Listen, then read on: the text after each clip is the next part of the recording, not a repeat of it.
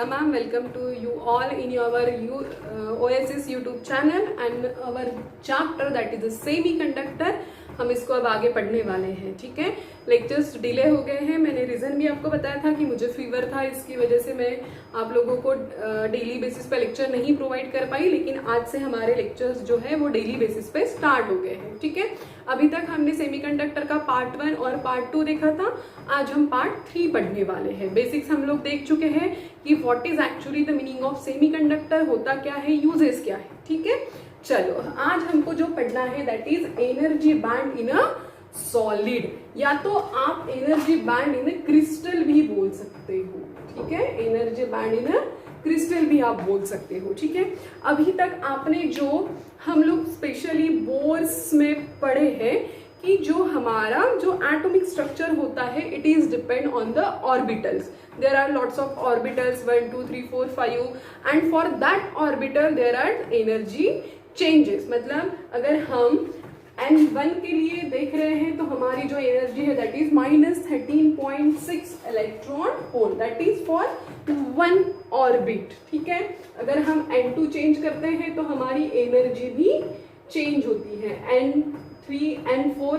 तो ऐसे हर ऑर्बिट के लिए हमारी जो एनर्जी है वो डिफरेंट एनर्जी होती है, ठीक है। तो ये हमने जो बात की है ये बात है आइसोलेटेड एटम के लिए। इसके लिए है आइसोलेटेड एटम के लिए, मतलब आप बोल सकते हो कि हाइड्रोजन एटम मतलब एक सिंगल एटम के लिए हम बात कर रहे हैं, ठीक है, ये वाली बात। लेकिन हमको सेमीकंडक्टर में सिंगल एटम के लिए बात नहीं करना है, हमको बात करने हैं ग्रुप ऑफ एटम्स के लिए। मतलब बहुत सारे एटम जो है वो क्या बनाता है, वो बनाता है क्रिस्टल। मतलब आप यहाँ पे देख सकते हो कि जैसे एक सिंगल एटम है और एक दूसरा सिंगल एटम है, ये जो दो एटम है ये दो एटम बना के बहुत सारे ऐसे एटम अगर मिल जाते हैं तो वो क्या फॉर्म करता है, क्रिस्टल फॉर्म करता है। या तो हम ऐसा भी बोल सकते हो कि ये सिंगल एटम मिलके मॉलिक्यूल्स बनाते हैं, ठीक है। अब यहाँ पे आपको और एक चीज जो है वो याद रखनी है दैट इज इलेक्ट्रॉनिक कॉन्फ़िगरेशन, जो आप ऑलरेडी केमिस्ट्री में बहुत अच्छे से पढ़ चुके हो कि हर एलिमेंट्स का इलेक्ट्रॉनिक कॉन्फ़िगरेशन कुछ अलग तरीके का होता है। जैसे उसमें आपने देखा था कि 1s 2s 2p 3s 3p 3d 4s 4p 4d 4f, ऐसे बहुत सारे होते हैं, लेकिन हमको जिसकी जरूरत है हम वही देखेंगे, ठीक है।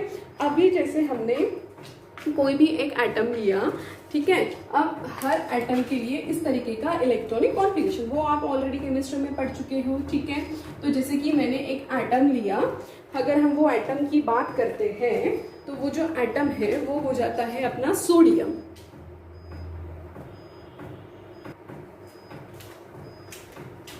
हाँ, तो हम बात कर रहे हैं सोडियम की, ठीक है। सोडियम का जो Z है उसकी वैल्यू होती है 11, ये आप सभी को पता है। अब देखो यहाँ पे इलेक्ट्रॉनिक कॉन्फ़िगरेशन इसका किस तरीके से हम लिखेंगे,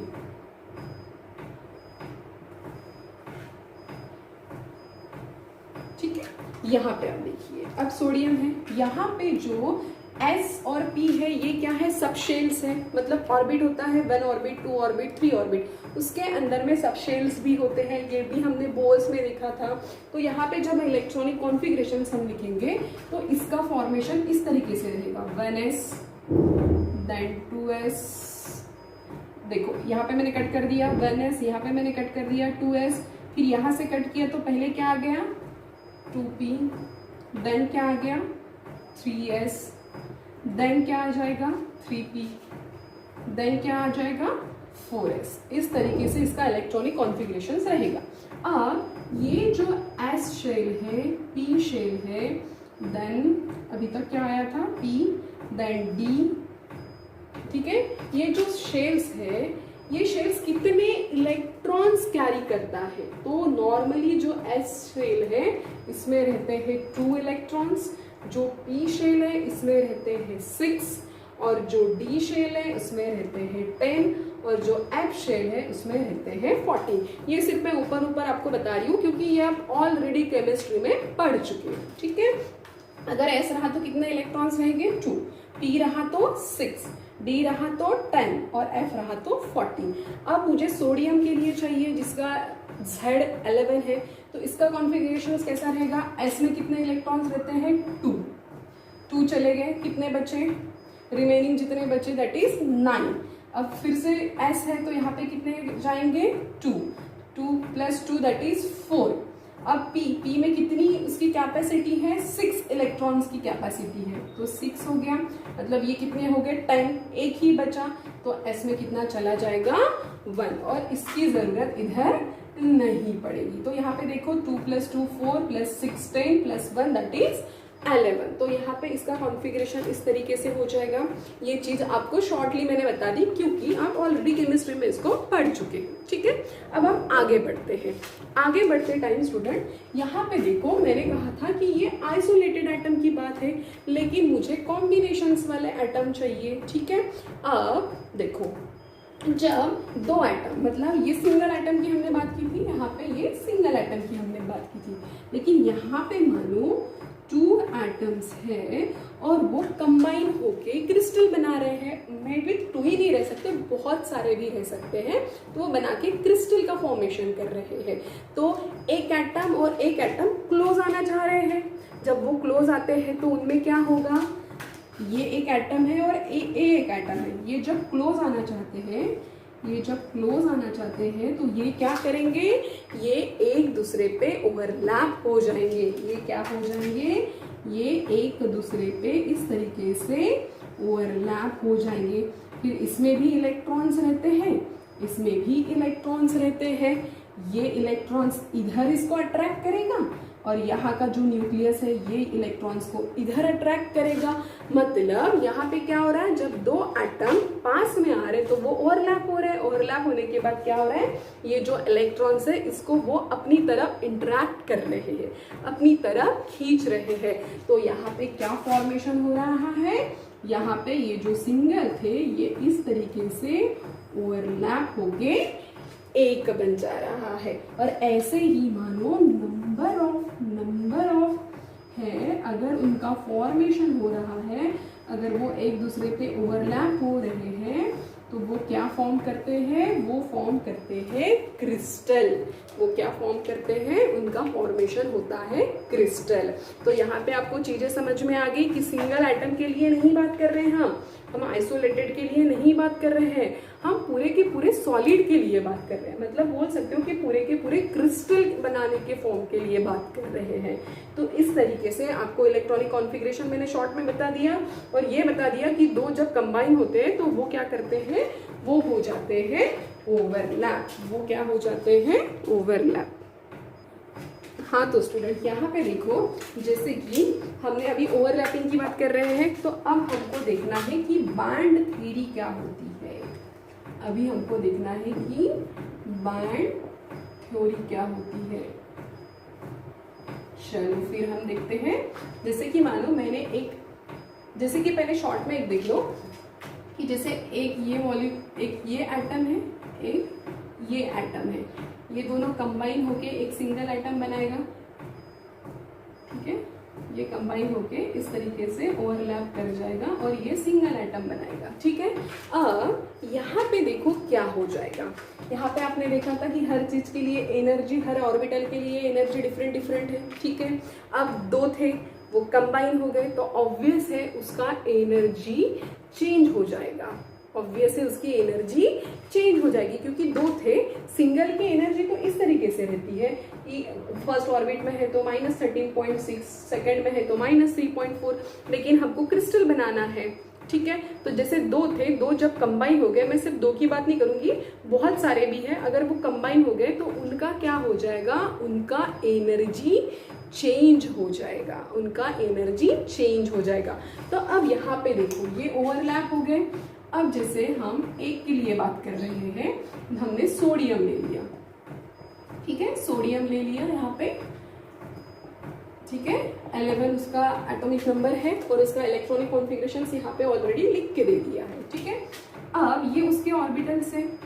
फर्स्ट ऑर्बिट में कौन सा है 1s, सेकंड में 2s, थर्ड में 2p, देन 3s। ठीक है, यहाँ पे आप देख रहे होंगे तो 1s में 2 होता है, 2 इलेक्ट्रॉन्स होते हैं इस तरीके से, 2s में भी 2 इलेक्ट्रॉन्स होते हैं इस तरीके से, 2p में 6 इलेक्ट्रॉन्स होते हैं वो भी इस तरीके से, और 3s में सिंगल बच गया। ठीक है, अब यहाँ पे ऑर्बिट्स जो है वो खत्म नहीं हुई, ऑर्बिट तो चली रही है।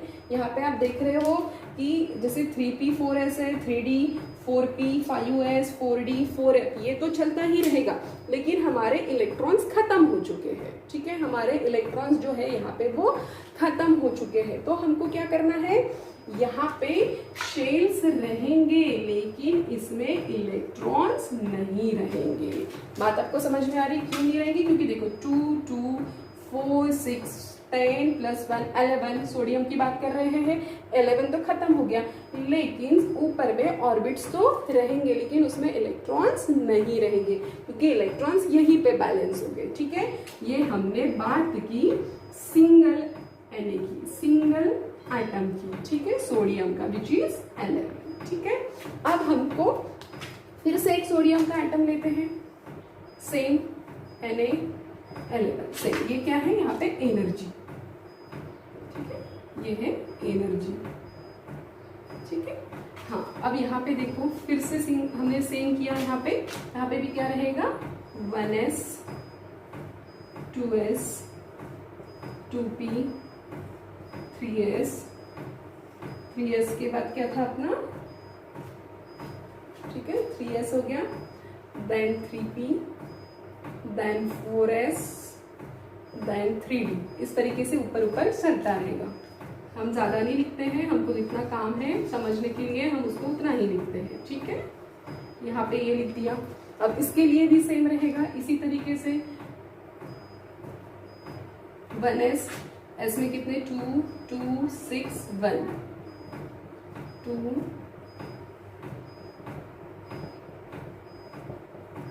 6 एंड 1। ठीक है, अब ये सिंगल एटम था sodium, it is also single atom of sodium, लेकिन हम दोनों को कंबाइन कर रहे हैं। लेकिन हम क्या कर रहे हैं, दोनों को कंबाइन कर रहे हैं। हम जब दोनों को कंबाइन कर रहे हैं तो ये क्या हो जा रहा है, ये ओवरलैप हो जा रहा है। मतलब यहाँ पे जो डायग्राम्स बनेगी वो कैसी बनेगी, ये 1s पे ओवरलैप हो जा रहा, मतलब इस तरीके से 1s फॉर्म होगा,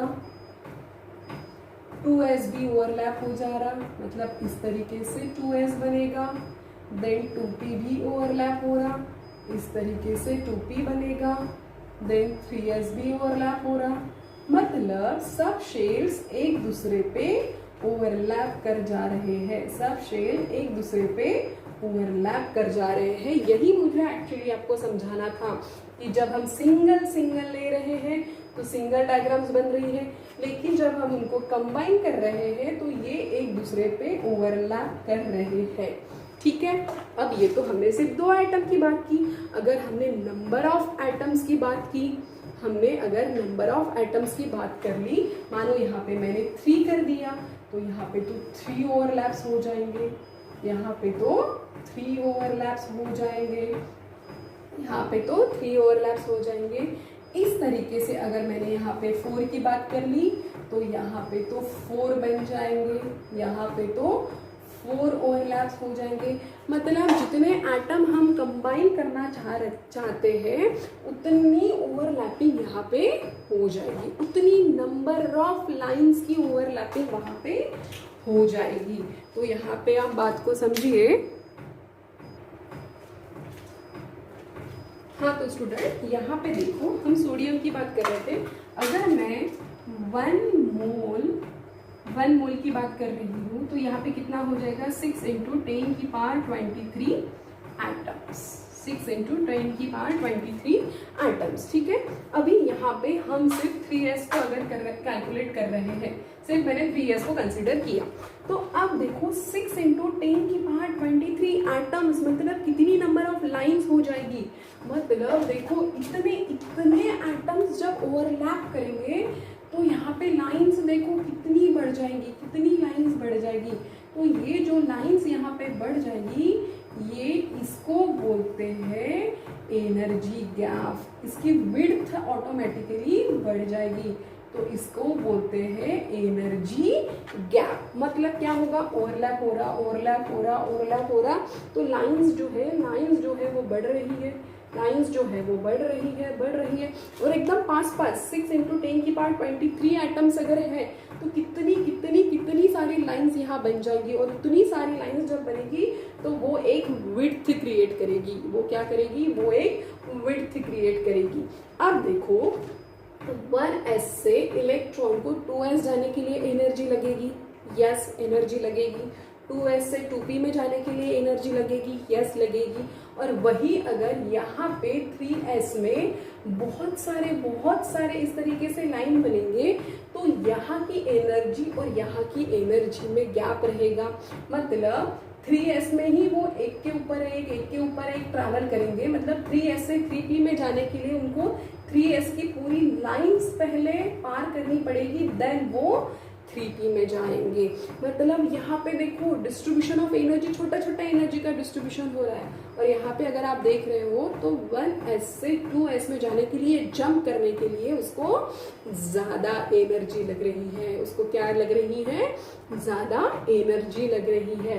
तो यहाँ पे ये जो विड्थ बन चुकी है, ये जो विड्थ यहाँ पे बन चुकी है which is called as band, वो पूरा एक कंप्लीट बैंड वहाँ पे बन चुका है। क्यों बना वो बैंड, बिकॉज ऑफ बहुत सारी लाइन, बहुत सारी ओवरलैपिंग वहाँ पे हो चुकी है। इतनी ओवरलैपिंग हो चुकी है कि लाइंस भी हमको नहीं दिख रही है, क्योंकि एटम्स बहुत सारे आ गए हैं। ठीक है, हम सिंगल 2 एटम की बात करेंगे तो इस तरीके से दिखेंगे, लेकिन यहाँ पे तो बहुत सारे एटम्स आ गए हैं। तो जब बहुत सारे एटम्स आ गए हैं तो यहाँ पे क्या हो गया, लाइंस बहुत बढ़ गई है, और वो जो लाइंस बढ़ गई है उसके कारण वहाँ पे उसकी जो विड्थ है वो भी बढ़ चुकी है। तो that width which is called as energy gap, अब समझो एनर्जी गैप उसको क्यों कहा गया। देखो 3s से 3p में यहाँ पे वो डायरेक्ट जा सकता है, ठीक है, लेकिन बहुत सारी ओवरलैपिंग है। तो 3s में तो पहले जितनी ओवरलैपिंग है, इलेक्ट्रॉन्स को क्या करना पड़ेगा, पहले ये ओवरलैपिंग को पार करने के बाद वो 3p में जा पाएगा। तो इसीलिए क्या हो गई, वहाँ पे एनर्जी गैप क्रिएट हो गई, एनर्जी गैप। और ये जो विड्थ यहाँ पे आपको दिख रही है which is called as energy gap, इसको कहा जाता है एनर्जी गैप। अभी जैसे कि आपने एनर्जी बैंड देखा, यहाँ पे जो एक बैंड एनर्जी का फॉर्म हो चुका, हम इसको बैंड बोल सकते हैं, एनर्जी बैंड। यहाँ पे जो एनर्जी बैंड एक फॉर्म हो चुका है, उसी में हमको कंडक्शन बैंड और वैलेंस बैंड भी हमको पढ़ना है आगे में, तो हम वो भी देखेंगे। यहाँ तक आई थिंक कि आपको चीज़ें क्लियर हो चुकी है, नॉर्मल है और कुछ नहीं है। जब ओवरलैपिंग होता है तो एक के ऊपर एक लाइंस फॉर्म होती है और उससे वो बैंड का क्रिएशन कर देती है। ओके, तो हम आगे देखते हैं अभी valence band and conduction band.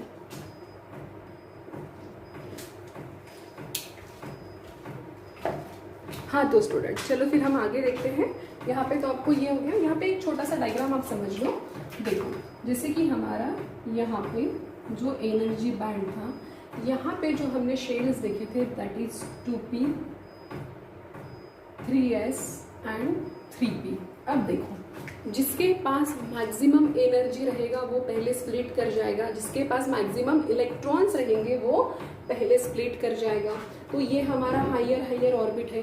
अब मानो यहाँ पे जो 3p है ये क्या हो जाएगा, ये पहले स्प्लिट कर जाएगा, ठीक है।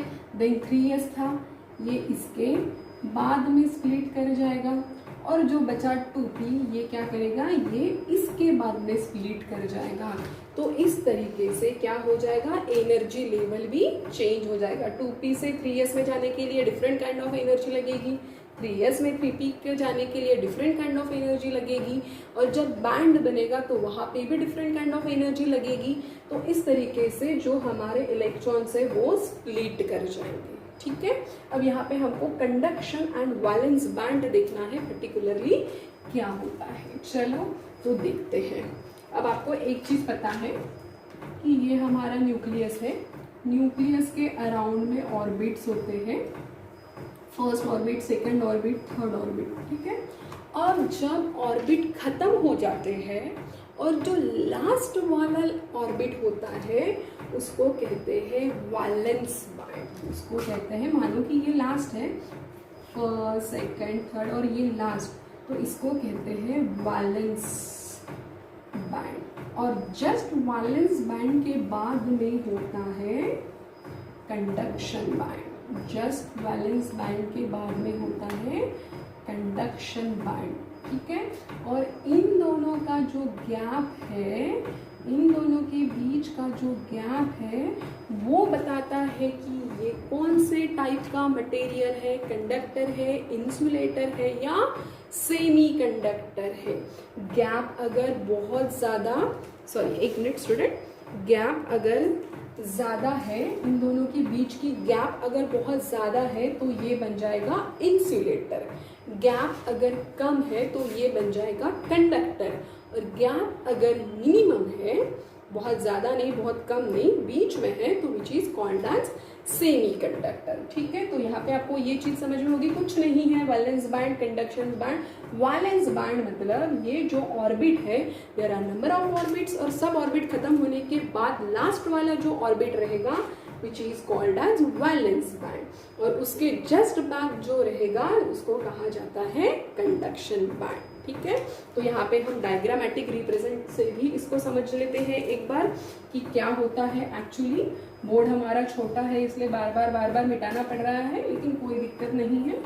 चलो, और हाँ आज टीचर्स डे है तो बहुत सारे विशेष मिले हैं, उसके लिए थैंक यू फॉर सब स्टूडेंट्स के लिए कि आप लोगों को टीचर्स के लिए इतनी रिस्पेक्ट है और हमेशा बनाए रखिए इस चीज़ को। चलो फिर हम आगे बढ़ते हैं। अब यहाँ पे देखो स्टूडेंट, अब यहाँ पे क्या हो जाएगा, एक बात मुझे आपसे यहाँ करनी है। मानो ये हमारा फर्स्ट ऑर्बिट है, ठीक है, ये सेकंड ऑर्बिट है, ये थर्ड ऑर्बिट है, ये मानो हमारा वैलेंस बैंड है, और ये मानो हमारा कंडक्शन बैंड है, ठीक है। First orbit, second, third, valence band and conduction band, ठीक है।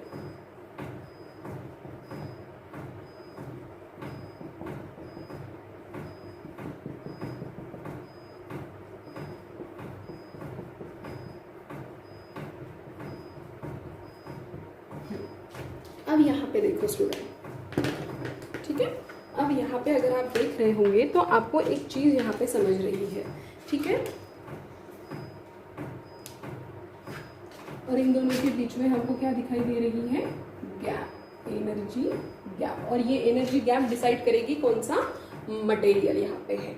अब आप यहाँ पे देखो, ये न्यूक्लियस है, न्यूक्लियस के अराउंड में जैसे कि मैंने फर्स्ट ऑर्बिट निकाला, अब ये यहाँ पे जो इलेक्ट्रॉन्स है, तो ये सब इलेक्ट्रॉन्स जो यहाँ पे आपको दिख रहे हैं, जैसे कि फर्स्ट ऑर्बिट में मानो 4-5 इलेक्ट्रॉन्स है, तो ये जो 4-5 इलेक्ट्रॉन्स है, हर इलेक्ट्रॉन्स की एनर्जी डिफरेंट रहेगी, ठीक है।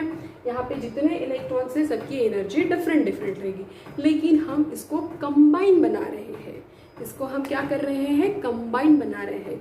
तो ये क्या फॉर्म करेगा, ये बैंड फॉर्म करेगा। ये क्या फॉर्म करेगा, ये बैंड फॉर्म करेगा। तो उसी को कहा जाता है फर्स्ट एनर्जी बैंड, उसी को कहा जाता है फर्स्ट, क्योंकि हमने फर्स्ट ऑर्बिट की बात की, ठीक है। जैसे कि हम अगर सेकेंड ऑर्बिट की बात करते हैं, ठीक है, ये तो हमारा हो गया फर्स्ट, ये हो गया हमारा सेकेंड। अब यहाँ पे भी नंबर ऑफ इलेक्ट्रॉन्स हैं, ठीक है। अब हर इलेक्ट्रॉन्स की एनर्जी अलग अलग है, लेकिन मैंने इसको कंबाइन कर दिया, और कंबाइन बना के ये क्या फॉर्म करेगा, एक बैंड फॉर्म करेगा। तो इसको बोला जाता है सेकेंड ऑर्बिट बैंड, इसको बोला जाता है second orbit band. Same third के लिए, सेम फोर्थ के लिए, सेम 5, मतलब जितने भी ऑर्बिट्स हैं, हर ऑर्बिट्स के इलेक्ट्रॉन्स को अगर हम कंबाइन करते हैं तो उसकी एनर्जी बना के वो क्या। हाँ तो स्टूडेंट यहाँ पे देखो, जैसे कि अगर हमको डेफिनेशंस लिखना है तो अगर मैं फर्स्ट ऑर्बिट की डेफिनेशंस यहाँ पे लिख रही हूँ, फर्स्ट ऑर्बिट बैंड, तो किसको कहा जाएगा first orbit band? All the electrons present in a first orbit combined form a band, और इलेक्ट्रॉन्स ऑफ डिफरेंट एनर्जी भी बोल सकते हो। All electrons of first orbit having different energy that all combine form band called as first orbit band। ठीक है, same definition for second orbit band, same definition for third orbit band. अब देखो, अब हम बात करने वाले हैं एनर्जी बैंड की। ठीक है, अब एनर्जी बैंड क्या हो जाएगा?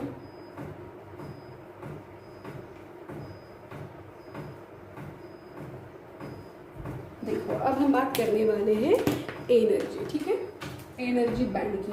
हम किसकी बात कर रहे हैं? सॉलिड की। मतलब सॉलिड में क्या रहा है?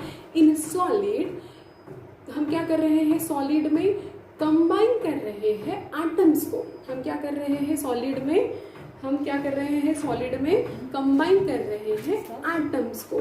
जब हम एटम्स को, अब यहाँ पे क्या हो रहा है एनर्जी बैंड में कि सॉलिड में क्लोजली स्पेस इलेक्ट्रॉन्स जो है उसको जब हम कंबाइन कर रहे हैं वो क्या बना रहा है? वो फॉर्म कर रहा है बैंड। मतलब एनर्जी बैंड में क्या है? In solid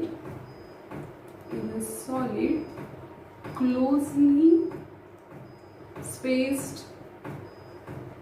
electron combine, closely spaced electrons क्या हो रहे हैं? Closely spaced energy of electrons बोल सकते हैं। Closely spaced energy of electrons are combined, they form a band called as energy band. उनको कहा जाता है एनर्जी बैंड। ठीक है, उसको कहा जाता है एनर्जी बैंड। हाँ, अब देखो सेकेंड, अब हम आ रहे हैं valence band and conduction band. अब देखो इलेक्ट्रिकल प्रॉपर्टीज जो होती है वो किस पे डिपेंड करती है? उसमें कितने इलेक्ट्रॉन्स प्रेजेंट है। ठीक है, तो अगर हम इलेक्ट्रिकल प्रॉपर्टीज ऑफ मटेरियल की बात कर रहे हैं तो electrical properties of materials present in the electrons which, कौन से ऑर्बिट में? एकदम लास्ट वाले। क्योंकि मैंने पहले ही बताया था कि वैलेंस बैंड मतलब जहाँ पे पूरा ऑर्बिट खत्म हो जाता है और उसके बाद का जो ऑर्बिट होता है विच इज वैलेंस बैंड। तो जब हम इलेक्ट्रिकल प्रॉपर्टीज ऑफ मटेरियल की बात कर रहे हैं which is depends on the electron present in the outer most orbit which is called as valence electron, and that valence electron create a band which is called as valence band। बात आपको समझ में आ गई कि electrical properties of material depends on the electron present in the last orbit in a material which is called as valence band, which is called as valence band. Definition लिख लेते। हाँ, तो आपने यहाँ पर डेफिनेशन देख ली है कि electrical properties of material depends upon the number of electrons in outer most orbit, और वैलेंस ऑर्बिट भी बोल सकते हो। This electrons called valence electron and corresponding band is called as valence band. ठीक है, उसके बाद हम आते हैं कंडक्शन बैंड के ऊपर।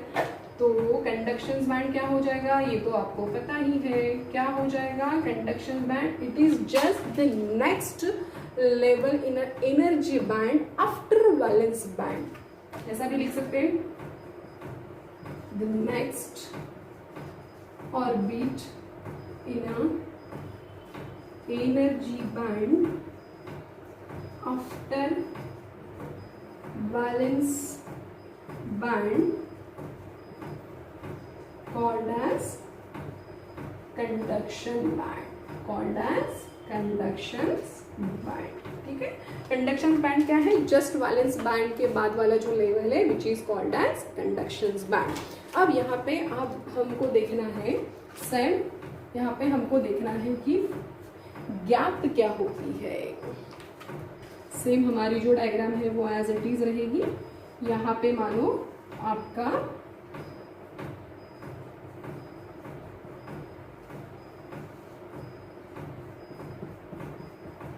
वैलेंस बैंड है और यहाँ पे कंडक्शन बैंड है।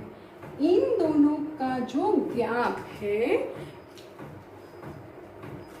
यहाँ पे देखो ये हमारा एनर्जी बैंड डायग्राम है, यहाँ पे वैलेंस बैंड है, यहाँ पे कंडक्शन बैंड है। अब इन दोनों का जो सेपरेशन है, इन दोनों के जो सेपरेशन है, मतलब हम ऐसा बोल सकते हैं कि separation of valence band and conduction band in an energy band diagram which is called as forbidden gap, which is called as forbidden energy gap, forbidden energy gap मतलब क्या हो गया, separations of valence band and conduction band which is called as forbidden energy gap, ठीक है। तो यहाँ पे आपको डेफिनेशन समझ में आ गई, first orbit, second orbit, then valence band, conduction band and forbidden energy gap। अभी हमको पढ़ना है कि एनर्जी बैंड के हिसाब से कंडक्टर, सेमी कंडक्टर और इंसुलेटर कब कब होता है, मतलब कब इन दोनों के बीच में गैप कितनी रहेगी तो इंसुलेटर रहेगा, कब सेमी कंडक्टर रहेगा और कब कंडक्टर रहेगा, ठीक है। हाँ स्टूडेंट, यहाँ पे देखो आप फाइनली बहुत ज़्यादा गर्मी है, ठीक है, तो चलो कुछ नहीं होता है, आगे बढ़ते हैं हम लोग। यहाँ पे अभी हमको पहचानना है कि जो मटेरियल है वो कौन सा है, कंडक्टर है, इंसुलेटर है या सेमी कंडक्टर है। तो हम कैसे पहचानेंगे, अब यहाँ पे जो मैंने डायग्राम बनाई तो ये है हमारा वैलेंस बैंड और ये है हमारा कंडक्शन बैंड, ठीक है। तो इन दोनों के बीच की जो गैप है, अगर ये एनर्जी गैप स्मॉल है तो हम क्या बोलेंगे, यहाँ पे जो मटेरियल है वो कौन सा है, कंडक्टर है। और आपको पता है लार्ज कंडक्टिविटी इसकी कितनी है, 10 की पावर 2, 10 की पावर 8 साइमन पर मीटर, ये हम ऑलरेडी पढ़ चुके हैं, ठीक है। अब सेम इंसुलेटर हम कब जानेंगे, जब ये वैलेंस बैंड और ये जो कंडक्शन बैंड है, इन दोनों के बीच की ये जो आपको गैप दिख रही है, ये मोर देन 3 इलेक्ट्रॉन वोल्ट कितनी रहेगी, ये मोर देन 3 इलेक्ट्रॉन वोल्ट अगर रहती है तो which is called as insulator. वो मटेरियल कौन सा रहेगा, इंसुलेटर। इसकी भी आपको पता है, इसकी जो कंडक्टिविटी एक्सट्रीमली स्मॉल है, 10 की पावर 11 टू 10 की पावर -19 साइमन पर मीटर, ये हम पढ़ चुके हैं। अब हमको देखना है कि सेमी कंडक्टर मटेरियल कब होगा, सेमी कंडक्टर मटेरियल कब होगा, जब ये लेस देन 3 इलेक्ट्रॉन वोल्ट होगा, energy gap less than 3 electron volt होगा तब सेमी कंडक्टर। और इंसुलेटर का जब energy gap greater than more than 3 तो इंसुलेटर होगा। बात आ गई आपके समझ में। और यहाँ पे भी हमने देखा था कि जब हम सेमी कंडक्टर की बात कर रहे हैं तो इस पे जो कंडक्टिविटी थी वो कितनी थी, +5 to 6 साइमन पर, ये हम पढ़ चुके हैं, ये आप ऑलरेडी देख चुके हो, ठीक है। और ये सेमीकंडक्टर और कंडक्टर जो है ये होता है depends on room temperature, that is near about 28 degree Celsius पे ये चीज़ें होती है, ठीक है। तो यहाँ पे आपको शॉर्टली जो मैंने डेफिनेशन बताई, आई थिंक ये आपको अच्छे से समझ में आ गई है। अब जो इसके ऊपर आपको असाइनमेंट मिलेंगे उसको आप सॉल्व करिए और भेज दीजिए। तो यहाँ पे हमारा पार्ट नंबर 3 जो है सेमीकंडक्टर वो फिनिश हो चुका है। हम कल फिर से मिलने वाले हैं हमारे नेक्स्ट लेक्चर में। करो